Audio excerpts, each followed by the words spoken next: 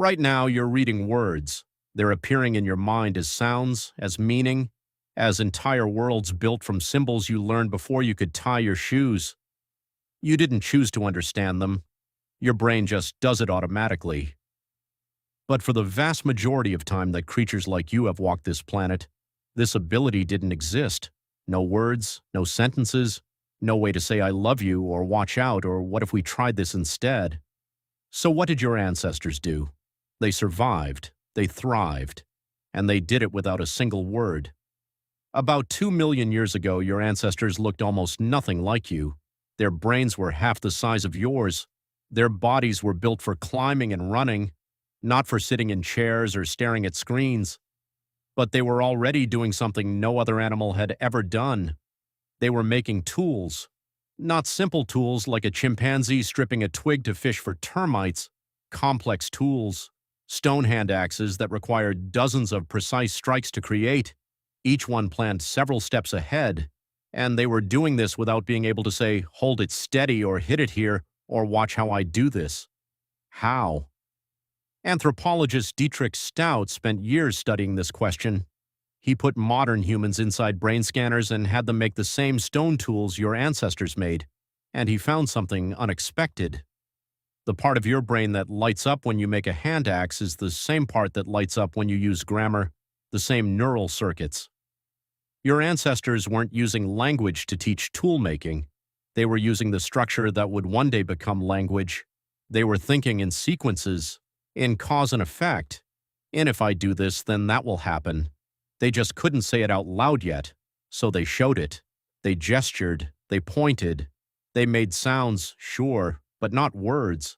Sounds that meant danger or come here or food, the same kinds of sounds a dog or a crow can learn.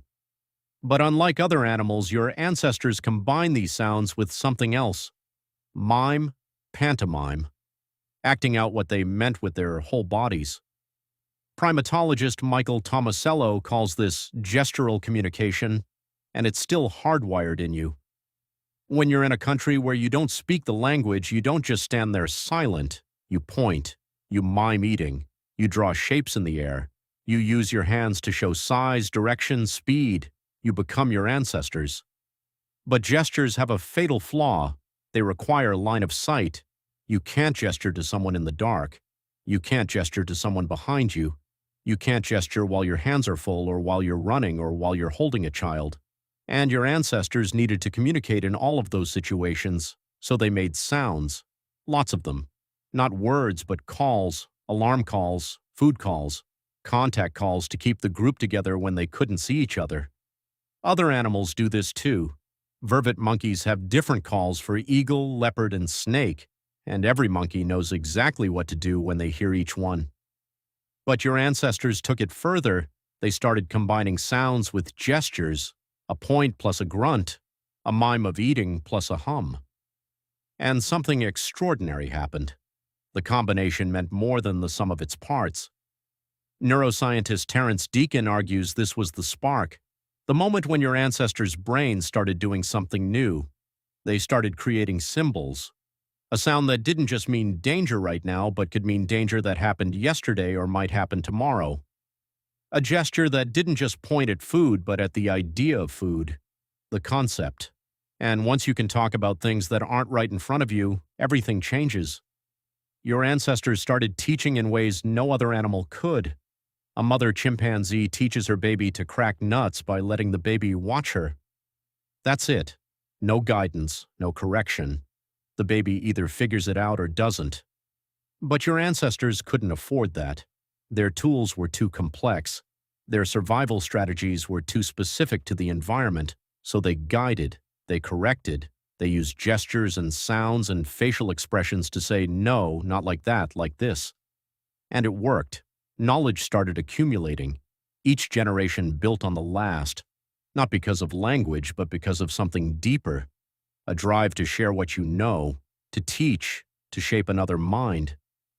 Anthropologist Kim Hill studied the Ache people of Paraguay, one of the last hunter-gatherer groups on Earth. He found that children don't just learn by watching, they learn by being corrected, constantly by every adult in the group. Tiny adjustments. A hand moves slightly to the left, a head shake, a sound of approval or disapproval.